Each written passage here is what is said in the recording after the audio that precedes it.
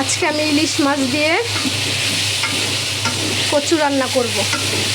এই যে কচুগুলো আমি সুন্দরভাবে কেটে নিয়েছি, কেটে এখন সুন্দরভাবে ধুয়ে নেব। এই যে কচুগুলো সুন্দরভাবে ধুয়ে আমি সিদ্ধ করে ফেলেছি। এখন কচু ইলিশ মাছ দিয়ে রান্না করব। তো আপনারা কারা কারা আমার মতো এরকম ইলিশ মাছ দিয়ে কচু রান্না পছন্দ করেন একটু কমেন্ট বক্সে জানাবেন। মাশাআল্লাহ, আলহামদুলিল্লাহ।